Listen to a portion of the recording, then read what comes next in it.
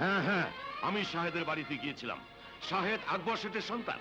আকবর শেঠের স্ত্রী ছবি শেঠ আজও বেঁচে আছে, অথচ তার বেঁচে থাকার কথা ছিল না। আর ছবি শেঠ এটাও জেনে গেছে আকবর শেঠকে খুন করে আমরা তার সমস্ত বিষয় সম্পত্তি আত্মসাৎ করেছি।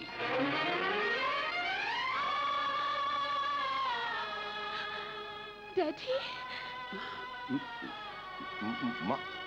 মিলি, এ কি শুনলাম আমি? তোমরা খুনি? আমার ড্যাডি খুনি? শাহেদের বাবাকে তোমরা খুন করেছো? মিলি, তুমি তোমার ঘরে যাও। যে শান শওকত আভিজাত্যের মাঝে আমি বড় হয়েছি, এ সবই শাহেদের বাবার আমানত। That's not your look out. আজ থেকে তোমাকে ভুলে যেতে হবে শাহেদ নামে তোমার জীবনে কেউ এসেছিল। শাহেদ আমার জীবন, শাহেদ আমার ভালোবাসা। ওকে আমি কোনোদিন ভুলতে পারবো না। ভুলতে তোমাকে হবেই। চিৎকার করো না মামা। আমি আমি পুলিশের কাছে তোমাদের মুখোশ খুলে দেব।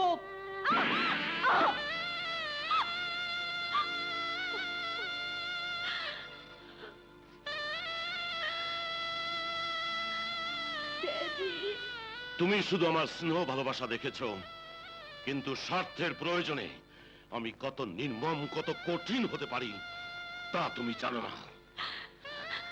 তুমি সব পারো ড্যাডি, তুমি সব পারো। তুমি মানুষ না, তুমি একটা অমানুষ। আর না, আর না, তোমাদের এই পাপ পুরিতে আমি আর এক মুহূর্ত থাকবো না, এক মুহূর্তও না, এক মুহূর্ত। জনির সাথে বিয়ে না হওয়া পর্যন্ত তুমি এ বাড়ি থেকে বের হতে পারবে না। ডোনা, ওকে ঘরে আটকে রাখো। ড্যাডি, ড্যাডি, তোমরা আমার জীবনটাকে এভাবে নষ্ট করে দিও না। আমি মরে যাবো ড্যাডি। ড্যাডি, আমার জীবনটাকে এভাবে নষ্ট করে দিও না ড্যাডি।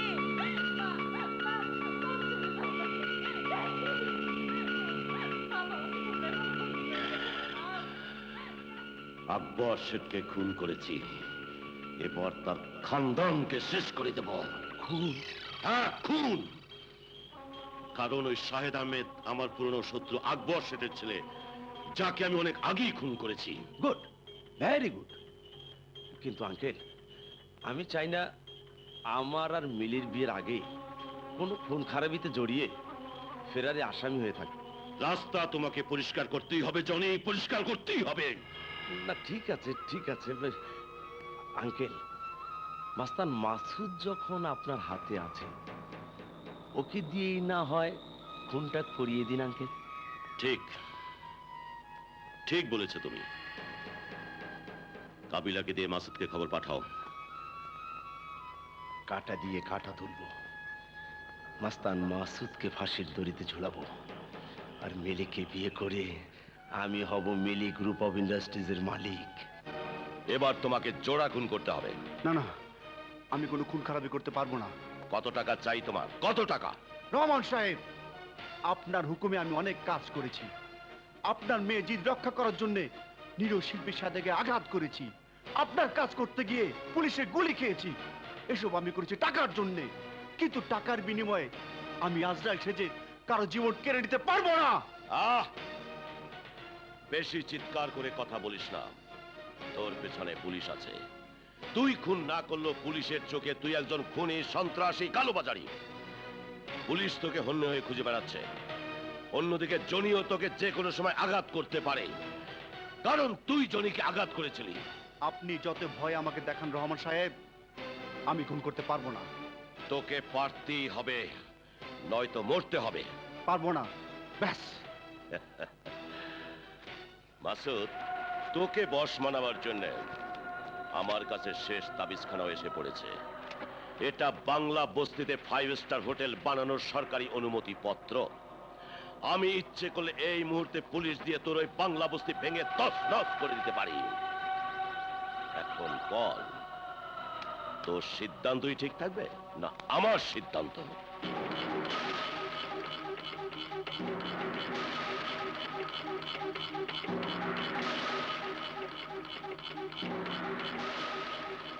রহমান সাহেব, আমি আপনার সন্তানের মতো, তাই আপনাকে উপযুক্ত জবাব আমি দিলাম না।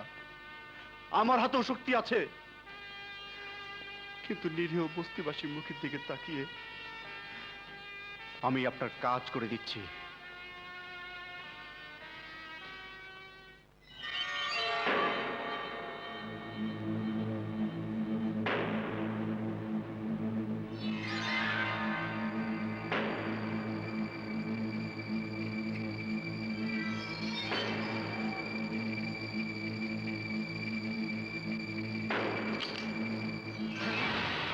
মাসুদ, তুমি হ্যাঁ, আমি।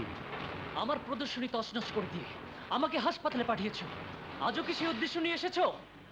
উদ্দেশ্য একই, তবে এবার হাসপাতালে নয়, এই দুনিয়া থেকে বিদায় করে দেব। এই!